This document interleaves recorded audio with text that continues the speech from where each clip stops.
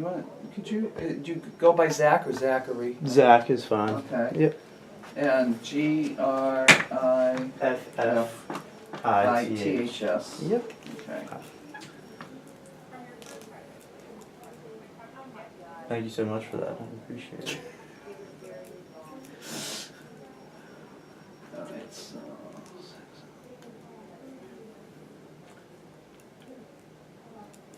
Yeah, because I mean, even though this is an in-class thing, you really should have one of these.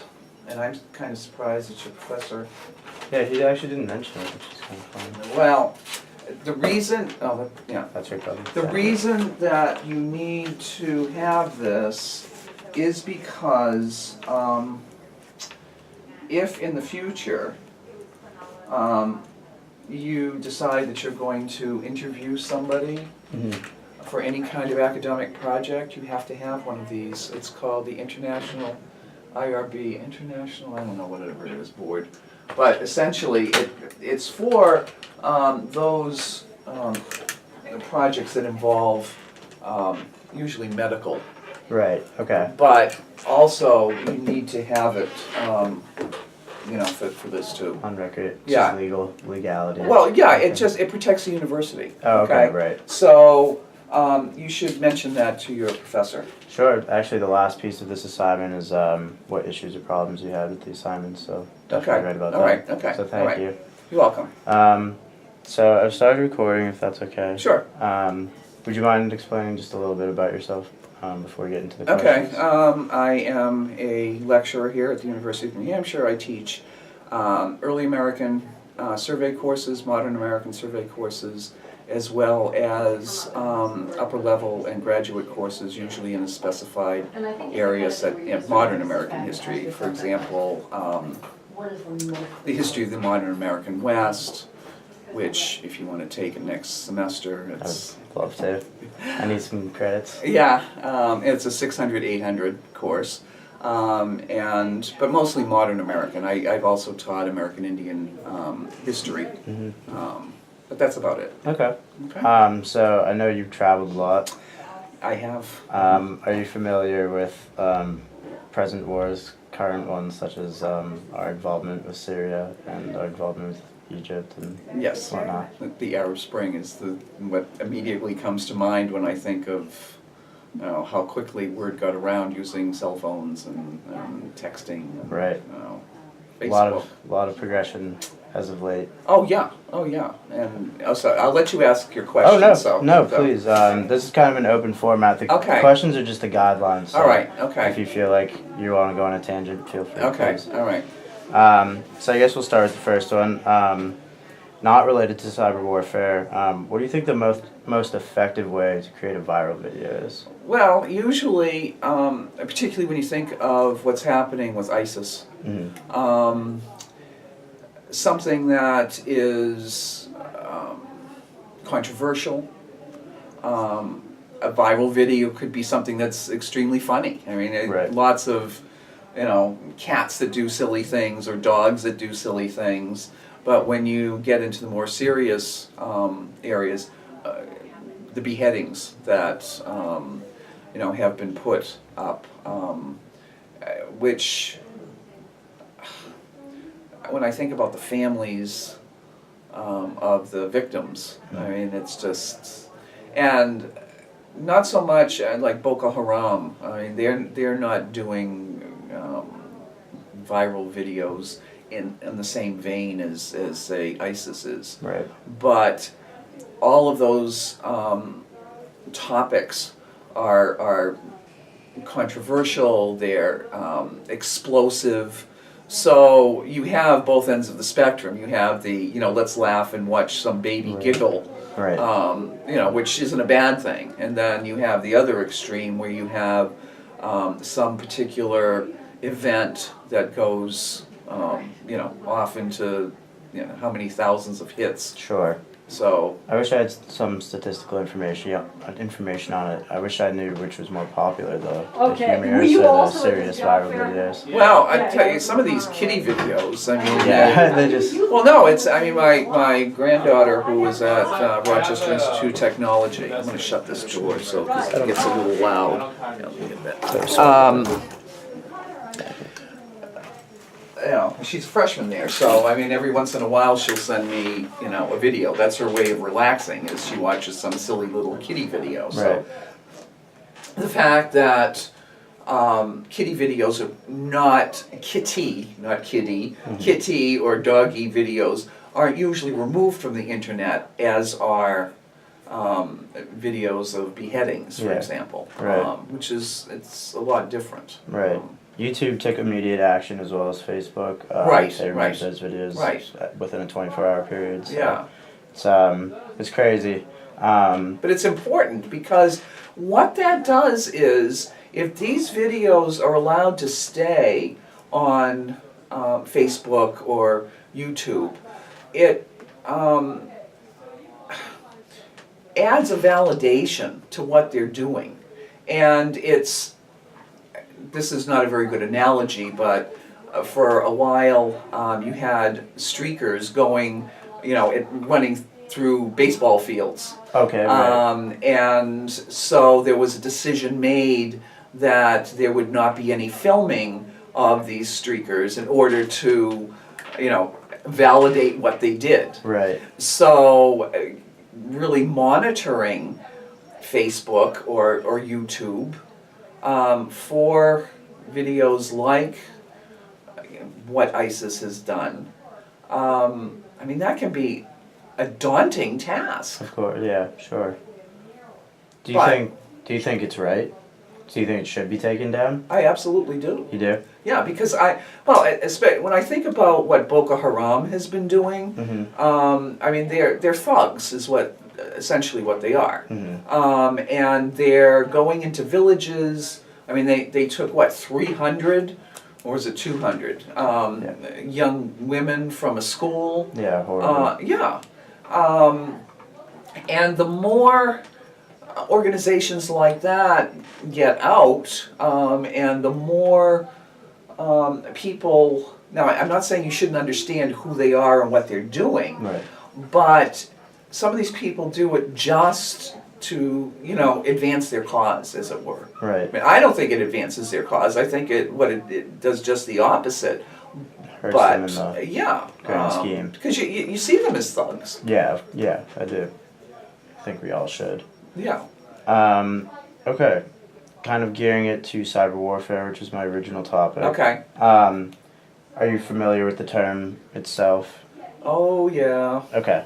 All right. And there's all kinds of cyber warfare. It's not just Mm-hmm. military warfare. I mean, it's getting credit card numbers. Exactly. And in fact, I mean, and it's really quite easy to get somebody's credit card number in the United States because of the strips that Right. are on the back. Right. In fact, in January, my husband and I were in the Dominican Republic, and the only place that we used our credit card mistakenly was at the resort. Oh. And Guess what? When we got home, we had cash withdrawals at Wow. various casinos. so does the hotel steal the information and sell it to Well, someone it's else? not. Well, I don't think it's the hotel. I think Alright. it's the employees, because if you go to pay cash for something, you can't pay cash to the employees in the little shops. Right. You have to go to the front desk, pay them, and then you get a little paid slip, and then you bring it back and pick up your things. Okay. So we wanted to get internet access, Mm-hmm. and so we figured it would be easier to use a credit card. Yeah. Then pay cash. Big. Wow. Well, and the other thing is, of course, with the type of credit cards that Americans have, is there's a little device that if you're walking along and you put it up next to somebody's purse, you know how you can take You your scan stuff. the thing. Yeah, Yeah. yeah, through everything. Right. And I even have a wallet with metal in it, so you can't do To it. protect it, right? Yes. So the only place that it was taken from was the actual resort itself. Wow. So, and experience is the name we give our mistakes. So I know if I ever go to another resort, I only pay in cash. Only cash. Well, I always think of the points that I could get, you know. There you go. Life lessons. Yeah, oh, yeah. So in terms of warfare, let's say country to country, government, military to military, do you believe it's possible? Like, in other words, do you think the U.S. and other allies are in serious jeopardy when it comes to online warfare? Oh, yeah. I mean, think about the American government when it decides that it's going to change, say, computer systems, okay? It goes out for bid. By the time the computers get installed, they're obsolete. I mean, Right. because government is so big that it can't move with the same speed that county governments could or local governments. So think about all of the breaches that have happened from China, from North Korea, just think about how easily Target, Walmart, Nordstrom has been attacked, and you get the account numbers and the passwords, and sometimes additional information. That's citizen information, and that's the biggest threat. Right. But I mean, there have been breaches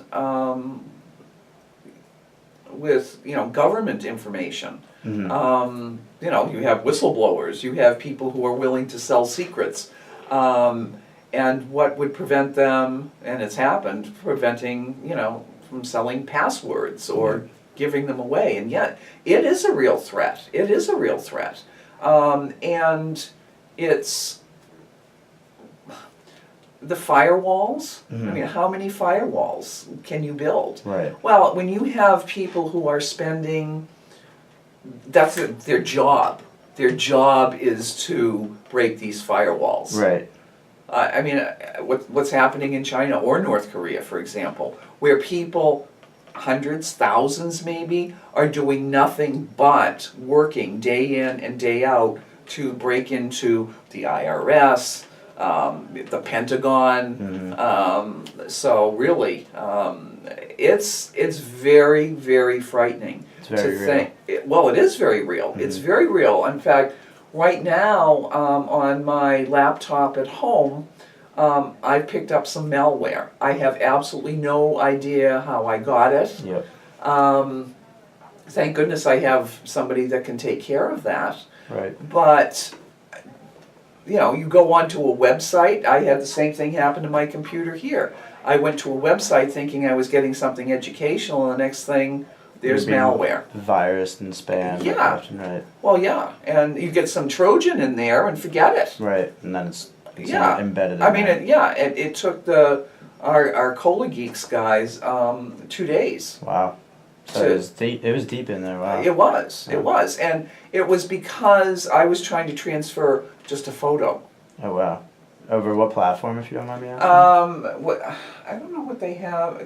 You mean? Like, was it like sending a picture to someone through Facebook No, or something?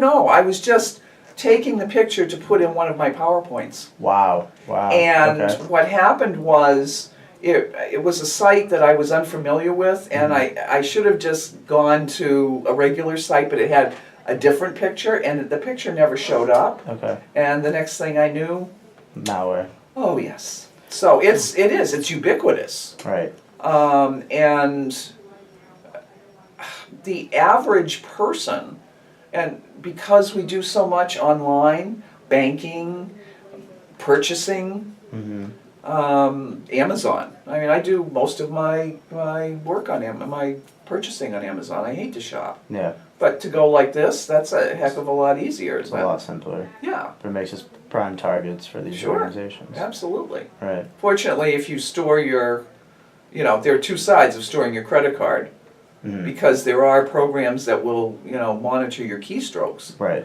So you have that to deal with. Do you store your credit card and hope that, Amazon's, firewalls Tracking. are really good? Right. We can only hope, right? Like, Well, we yeah, have to but I trust. mean, think about the people who, so what are we going to be forced into a cash society? Yeah. Really? Possibly. It's a possibility.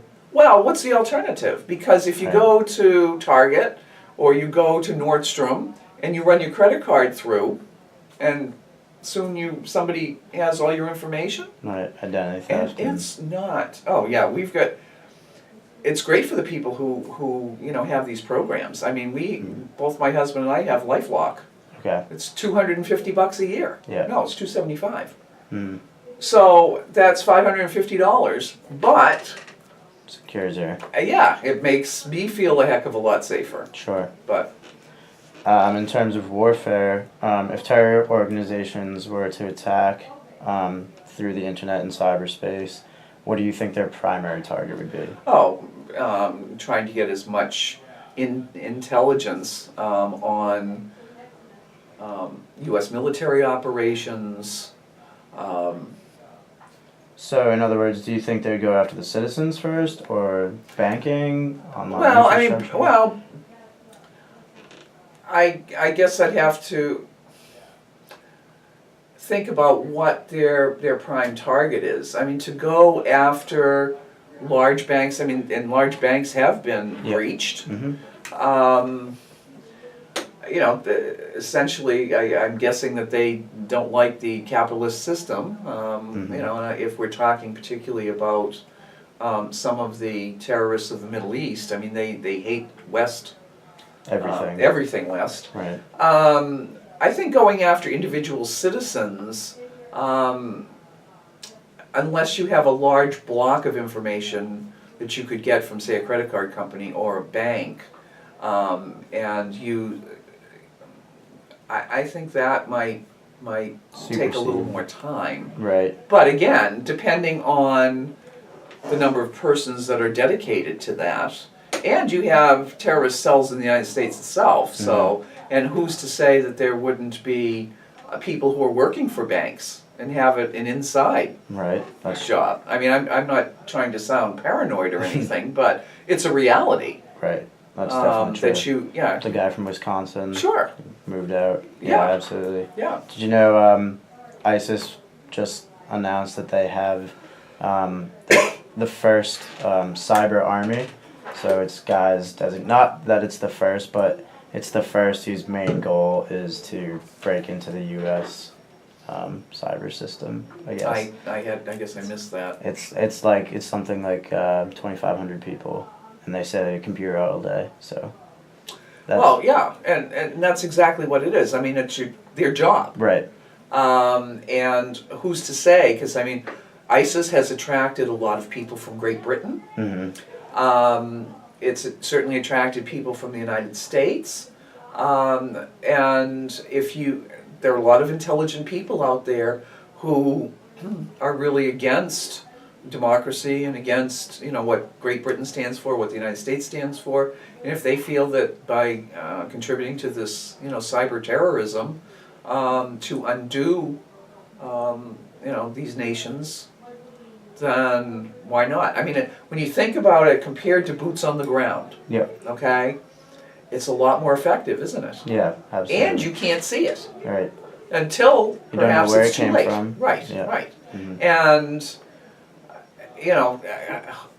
who can say? I mean, you see the various shows that well, where did this come from? And they're bouncing all over the world. Right.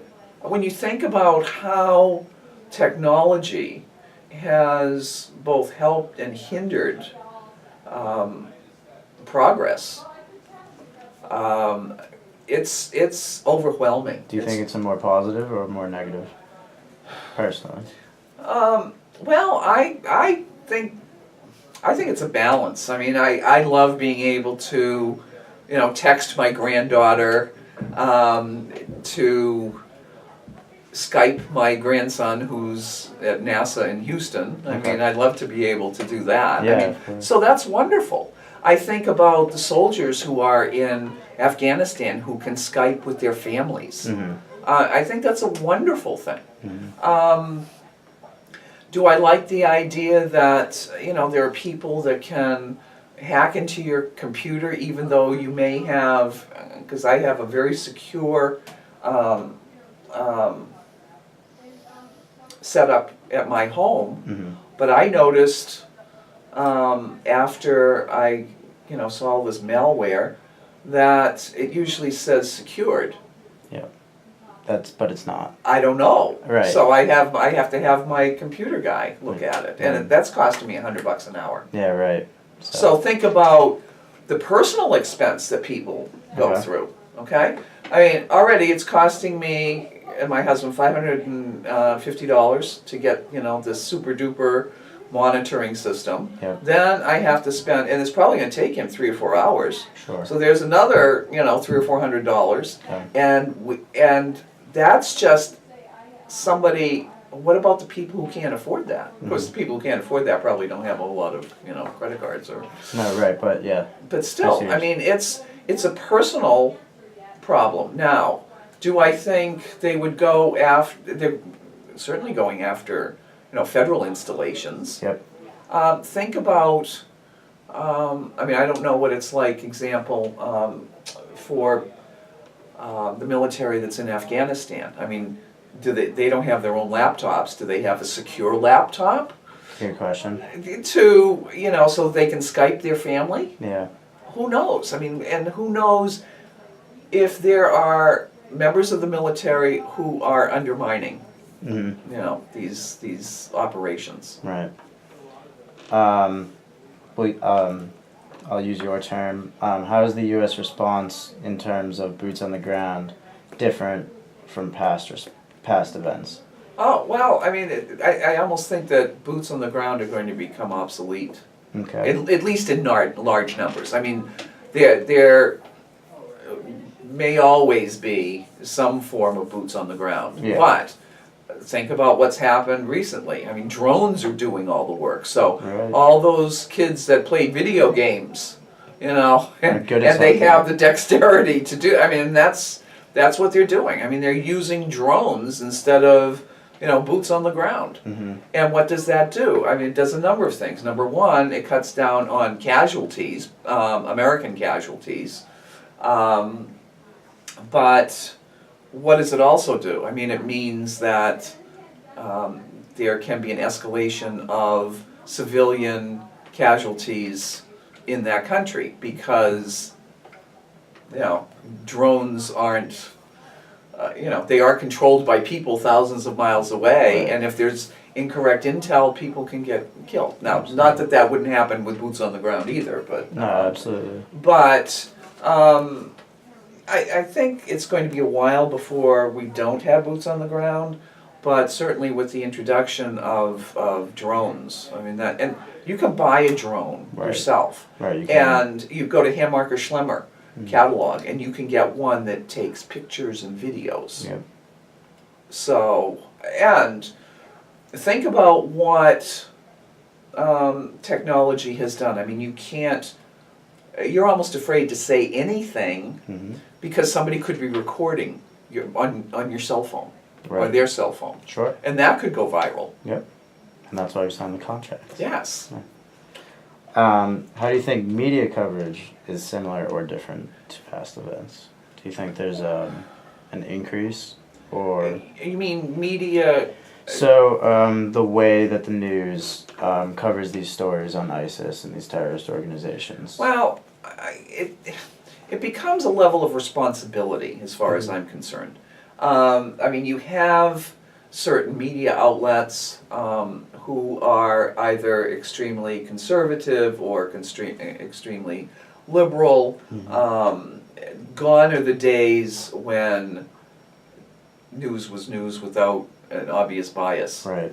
I grew up with Walter Cronkite, and he was considered the most trusted man in America because it was the facts man, Right. The neutral. Yeah, I mean, there was bias, but it wasn't as overt. I mean, I know people who will only watch Fox News. Right. I know people who will only watch MSNBC, and not consider watching something or listening to something like National Public Radio, which tends to be a little more even. Why people watch those those particular news outlets is because it validates their position. Mhm. You know, they're hearing, well, I believe that, and so do these guys. Well, it's actually the other way around, So I have very dear friends who I can't talk politics with Yeah. because they are dyed-in-the-wool Republicans, and anything that, if I say the D word, Yeah. oh, I mean, it's crazy. And I have friends who are Democrats that if I say the R word or GOP, I mean, it's just, Right. it's crazy. Yeah, It's absolutely they're crazy. just grounded where they are. Oh, yeah. Yeah. And I love both sets of people, but I once had them in the same room together. And that was, oh my God, I literally had to separate them. Yeah. I don't doubt that. Sniping. Gets personal at that point. Yeah, it does. What past conflicts involving the U.S. do you think have in common with ISIS? If any. U.S. conflicts? U.S. conflicts. I mean, well, considering what ISIS is doing and the scale of cyber warfare and the scale of viral videos, had that taken place, say, during Vietnam, I mean, it was bad enough that Vietnam was the first living room war, Yep. and it was pretty brutal what they showed on TV. Right. But but it was from the American perspective, Okay. right? Even those who were clearly against the war, and they were showing injured soldiers and what have you. But if the Viet Cong had the same, or the Chinese at that time had the same tools that are available today as ISIS, I think the war would have ended a lot faster. But I don't see any parallel with what's going on with ISIS with any other war that. So it's a new breed of. Well, yeah, as far as I'm concerned, because there's this vague, what is their agenda? Okay. To wipe out, the West, one beheading at a time, Right. and one cyber attack at a time. And if that's what it takes, and what have they got? No place to go and all day to do it in. So that's if that's their goal, is to attack the United States with cyber warfare, and that's all they're devoting their time to, with the occasional beheading. Not that I'm trying to minimize that. It could be just a matter of time. Okay. Interesting. Do you believe cyber warfare is ethical? I don't think war is ethical, but it happens. When you look at what we call the world wars, there was a reason. Right. To stop Nazism, and I'm sure from ISIS's perspective, this is a jihad, and their goal is to rid the world of the United States. Mm-hmm. So I'm sure from their point of view, whatever it takes. Right. Right? Mm-hmm. So, how should the United States respond? That's... War is necessary. Well, yeah, it is. I mean, I don't even like to teach about war. I kind of skip over it. I say, you want to learn more about World War I, take a course on it. Yeah. Because I've seen what has happened to those who have fought. Mm-hmm. And it's not a pretty sight. My dad was in World War II. He came back with PTSD, which they didn't know. They didn't have a name for it then. Mm-hmm. Very troubled man. I have many friends who served in Vietnam, none of whom will sit in a restaurant unless their back is to the wall. I lost lots of friends in Vietnam. I mean, it was really, really tough. I still have a tough time teaching about Vietnam because even though it happened a long time ago, it's still very personal. So I don't like war. Yeah. Cyber warfare is almost impersonal, because you don't have that face-to-face. Right. So I think cyber warfare is easier to conduct because you're not looking in the eyes of the person that you're about to kill. I think that was well said.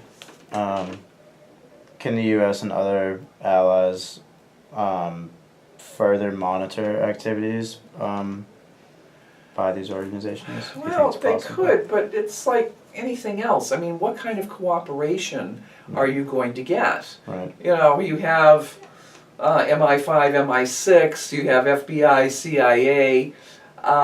Do they really want to, you know, share information? So what is the possible upshot of that? Do you have a special international agency Right. where everybody, you know, puts their best people on it? So like the NATO of the cyber. Well, world. yeah, or you know, the Interpol, which really doesn't do much, but you know, make something that is that feasible? Well, the governments work slowly. And we know within our own government, agencies don't always share. CIA and FBI, you know, they don't want to share information. Right.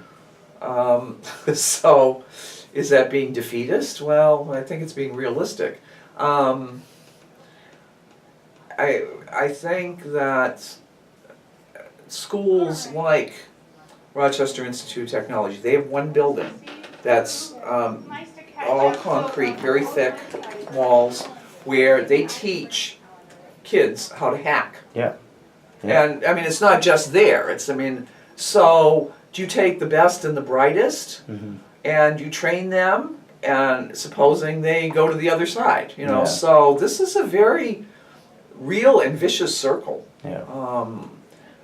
And how do you vet people to make sure that they have the proper security clearance? Especially if they're hackers, they can invent their own identity, right? Right. It's anonymous. It's anonymous warfare. Sure. Yeah. On both sides. Yeah. I took a justice class last year, actually. At the same time I took your class. There was crime and tech in society, and one of the topics was the new school in California had Yeah. that program, and it was just very controversial. We spent probably 2 weeks on it. It was Yeah. interesting topic. It seemed to be a 50-50 split in the class of who. Well, whether to teach somebody how to hack. Yeah. It's, Well, if you don't teach them, No. then Yeah. how can we protect ourselves? Yeah. Then the other side of the coin is, once you teach them, can they use what they've learned and sell out to whomever? Oh, I mean, how many times has that happened? You sell out to the highest bidder. Yeah. Do you think people have the right to see the viral videos posted by these terrorist organizations? And that's, when I saw that question, I really had to think about that, because you know, our Constitution is, as far as I'm concerned, a beautiful piece of work. I mean, the Supreme Court is the one that interprets everything, so it's, you know, but have the right to see it? I would have to say yes, but I don't think they should see it. Right. So it's really a double-edged sword, because I think people should have the right, but what is the purpose? Why would you want to see it? To validate what these people do? So that's a very, very difficult question to answer. It's a personal question. Yeah, well, it is. And do I have any desire to see those videos? Absolutely not. Absolutely not, because I think the people who commit these crimes are evil. They're absolutely evil. You're probably asking the wrong person, because I'm very patriotic, and I really have a hard time understanding cruelty, why people would do that to somebody else. But yet, by the same token, if somebody tried to invade America, I would do whatever I could to prevent it, you know, as small as it would be. So, Yep. you know, you can understand why that's a difficult question to answer. Sure. I mean, if somebody of another nation tried to take over my little town, I would be fighting. Yeah. I would be fighting. I probably wouldn't last long, but The little engine is there. yes. No, yes. yeah. I love the patriotism. We're on the same page. Well, my elder daughter's initials are USA. Yeah. Yeah, she's in the Air Force. No, Is no, not? she my husband was in the Air Force. Okay, Yeah, okay. yeah, I remember yeah. you talking about Yeah. that in class. What choices do you think we as viewers have when it comes to online warfare? I mean, if we have the option to view it, and I guess, how do we combat online warfare as a viewer? I don't. Well, I think by not watching it, but there are people that, you know, and the assumption is that if it's available, you know, people would be allowed to watch it. Well, we all know, you know, when somebody tweets, you know, how many hits. You know, there's the 100 Club. You know, if you know, tweet something that, you know, if you get 100 hits on it, yippee, you know, you're in the 100 Club. Right.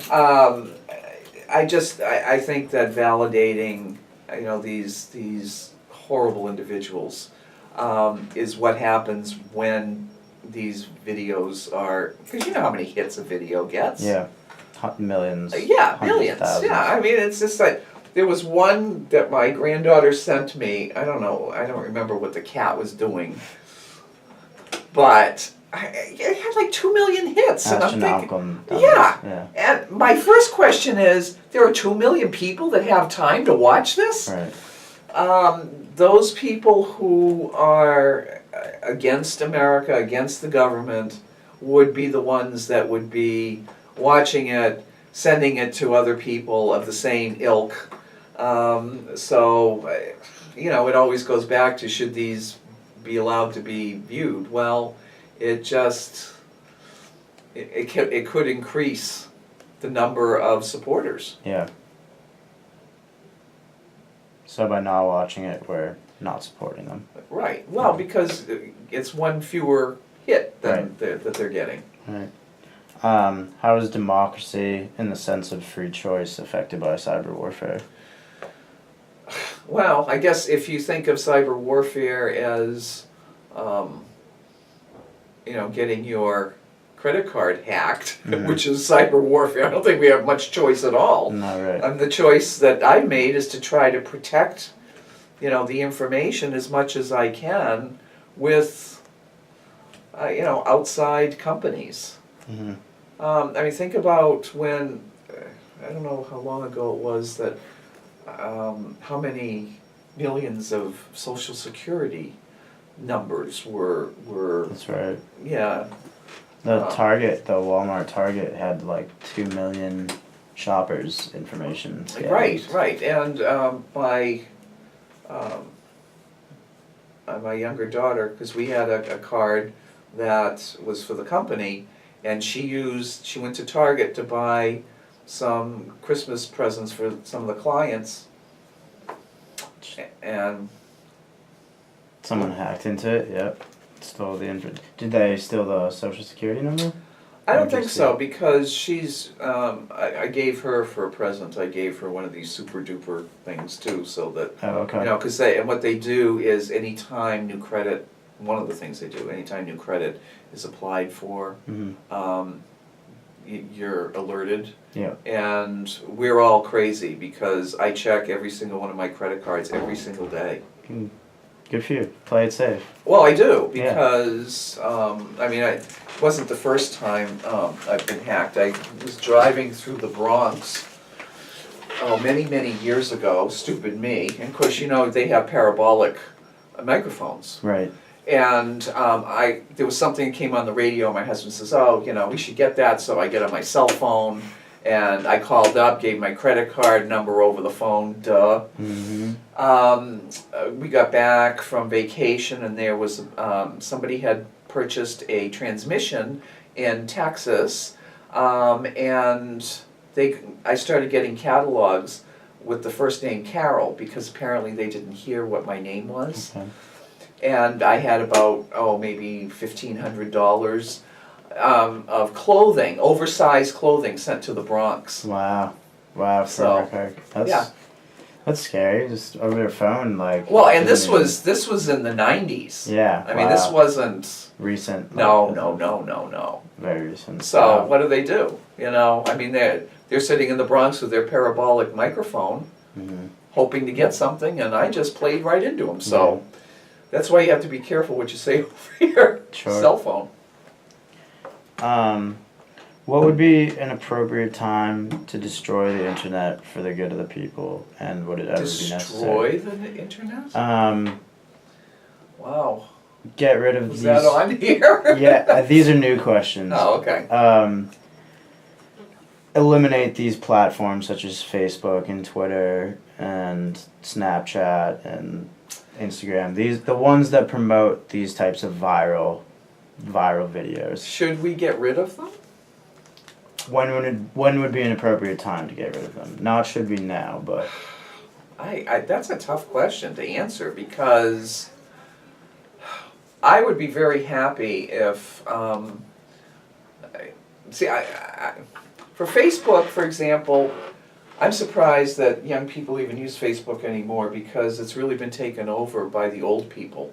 yeah. It really has, because I'm on Facebook, and it's a way of, I have my husband's nephew and his wife are in New Zealand, so we communicate that way, and it becomes an easy way to communicate, because you don't have to have 57 email addresses. Right. Okay? Plus you can upload pictures and all of that. I mean, you can always do as attachments, and it's fun. I mean, because I have friends all over the United States, and that's an easy way to stay in touch with everybody. Very simple. Yeah, because though I do still write letters and use snail mail, we're all busy, right? Yeah. Because we're all busy trying to prevent, cyber warfare. But when I see people walking, primarily young people, meaning under 30, it's they're walking, and there have been studies done, for example, to show how mothers who are on their, texting while they're, grocery shopping and their child is trying to get their attention or whatever, there's actually been studies to show that these children feel deprived because they're jealous of the phone. well, yeah. I mean, do you really have to text somebody while you're in the supermarket? Yeah, right. So, in a sense, I would be very happy to see a lot of it go away, because there's this urgency that, somebody texted me, I have to text them back right away. In fact, I had somebody that had the audacity in class the other night to be texting. That's a no-no. That's a big no-no. That's a big no-no. Mm-hmm. And my question was, really? Is that an emergency? And he said, no. I said, well, put it away. I mean, there's no reason to be texting in class. Yeah, it's just interference. Well, yeah. So in other words, what that student was saying was he was more important, or this message was more important than what I was teaching. Well, that's not true. So, but personally, would I like to see Facebook and Snapchat and Instagram and texting go away? I don't know. Maybe reduced. Should be. Okay. We can leave it at that. Yeah, there are advantages, but it's like anything else. There are advantages and disadvantages. I mean, Yeah. there are advantages to driving a car. It gets you from point A to point B. There are disadvantages to driving the car, because some people drink and drive, or, use drugs and drive, or drive too fast. So there are disadvantages there. But because of what we're talking about here and the international reach of all of these things, that puts a whole new, face on whether it should be, discontinued. Yeah. If it were discontinued, something else would take its place. Yeah, So I think we're on a slippery slope here.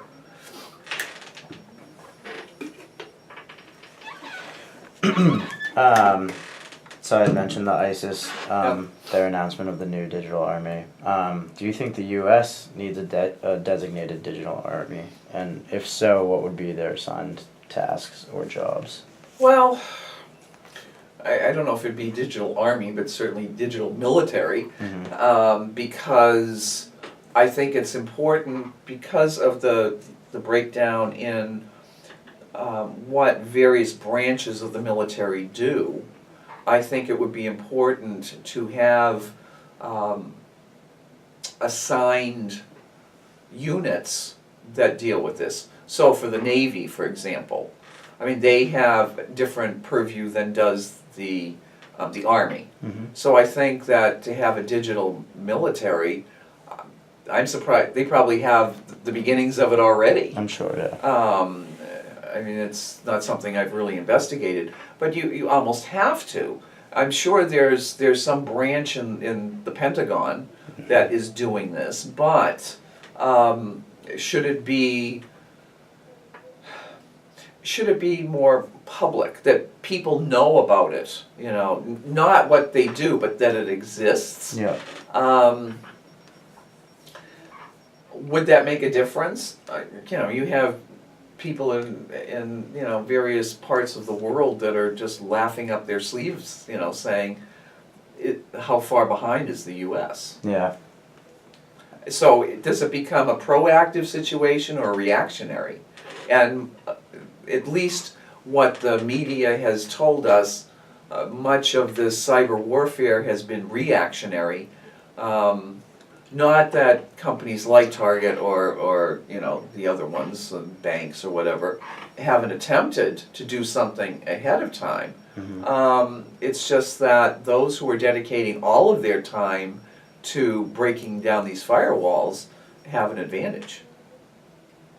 And think about how many banks there are just in New Hampshire alone that are not local banks, they're international banks. Yep. Think about Citizens, Royal Bank of Scotland. Think about Santander, that's Spanish. TD, Toronto Dominion, that's Canadian. Yeah. So when, and those are just three.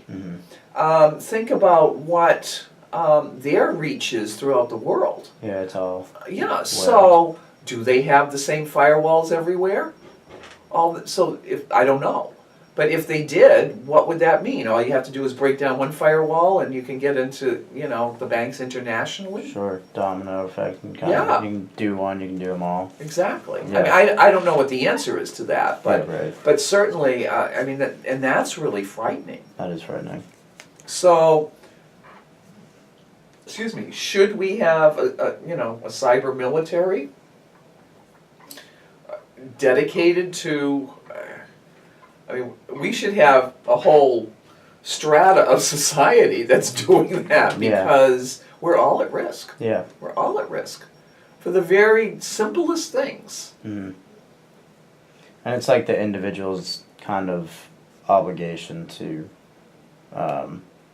like, let's say the ISIS feed comes up on your Facebook timeline. You should probably report that. It's kind of a social obligation. Well, absolutely. Right. I mean, and who wouldn't? Yeah, right. Well, that's not true. No, a lot of right. people wouldn't. Yeah. But if it came up on mine, oh my gosh! I mean, I would be beside myself. I mean, I get really annoyed when I get things on my timeline or somebody's recommended a site to me. Yeah. You know, like, really, do I care about, you know, some restaurant in you know, Houston, Texas? Yeah. I don't. Probably not, no. No. Do you think advertisement, and this is kind of the focus of my paper, it's mass media and not advertisement, but mass media and journalism in the sense of digital warfare. Do you think advertisement is similar to digital warfare in any way? Well, my undergraduate degree was in advertising. Really? Okay. Yeah. Of course, a lot has changed since then. But when you think about advertising on television, for example, I do not watch live TV generally, Okay. unless it's the History Channel. And then So I DVR everything so I can skip through all the ads, particularly this time of year because everybody's calling everybody else nasty names Yes, right. before they, and that bothers me. Yes. Play nice in the sandbox. So, but I mean, advertising, it's the repetition, it's making things look attractive. In the very old days, when cigarettes were allowed to be advertised, whether it was on television or in print media, there would always be well-sculpted young men and very attractive young women all smoking, which, you know, subliminally said, well, if you smoke Lucky Strikes, you're going to look like this. Yeah. Well, yeah, I mean, you probably end up with throat cancer, but so, you know, whether it's somebody driving a new car, or a particular type of car, or they're advertising some food, for example. I mean, it's, of course, you're being bombarded with that. Yeah. Everywhere. Especially, I mean, you go on to any website, and usually you have some advertising somewhere on the website. You know, it's absolutely. just, you go on to AOL, you have bars over here for refinance, you know, if you're in a certain income level, you can refinance for 2.99%. Yeah. You know, and I mean, the average person knows that's not true, but you know, and what happens? People click on that, and it's everywhere. So even on your phone, I mean, I have a flashlight on my phone, and down the bottom it has ads. Yeah, advertising bar. Yeah. They put it in everywhere they can. Yeah, so, I mean, there's almost no peace at all. No, not anymore. Definitely. And so I understand why people need to have a technology break every now and then. On the other hand, I don't know, I think back when there was no such thing as a cell phone. It was dreadful. Really? Yeah, well, see, and here you're saying really, because you I've never have no experienced- idea, right? Right. It was awful. I traveled a lot in a previous life, and we had car phones, which were this big, bolted down into the car with a receiver this big, either under the seat or in the trunk, wires everywhere. You couldn't take the phone away. When they got to that point, it was like, yippee. Yeah. But if you didn't, think about if you did not have a cell phone, you had to find a payphone. Yeah. Those just don't exist. Not, Yeah, I know of one in my town, one. Yeah. So, would I want to live without a cell phone? No, I wouldn't. Because yesterday I went to pick up my grandson, and I'm sitting and sitting and sitting. Finally, I called him, and I said, "Where are you?" He says, "I'm at home."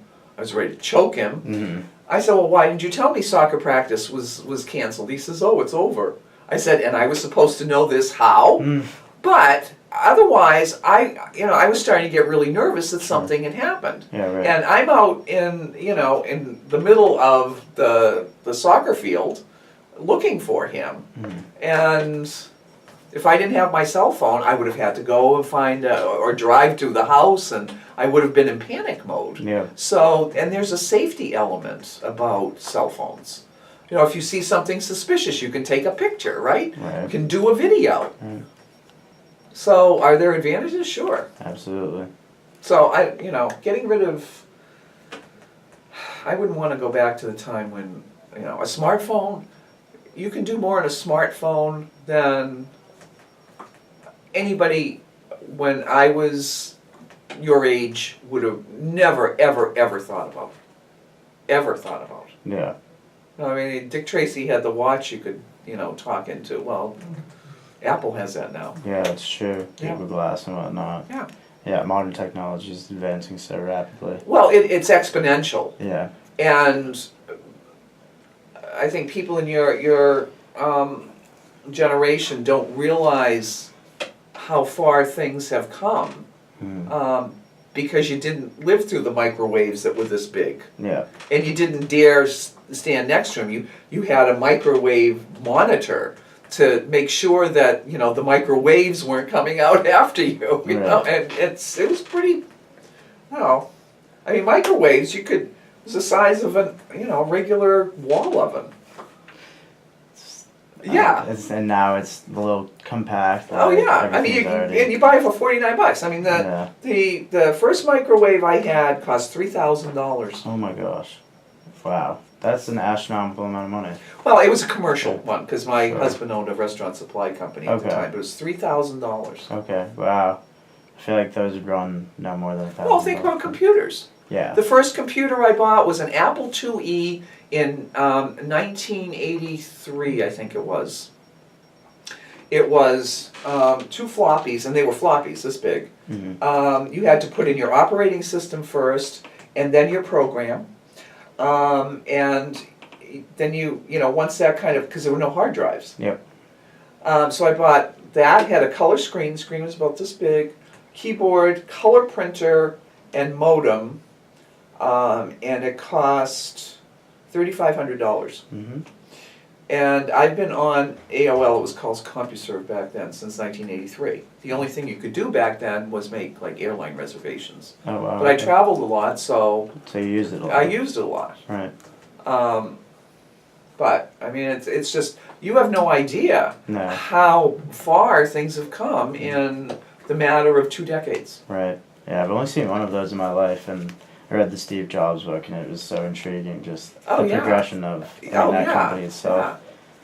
Don't like those questions, so I'm going to skip those. The last point I guess I have is this guy, Arthur McChesney. We read a lot about him in class. He talks a lot about advertisement and print journalism and the decline of print journalism. Do you think that journalism has been influenced in any way and affected the mass media through cyber warfare?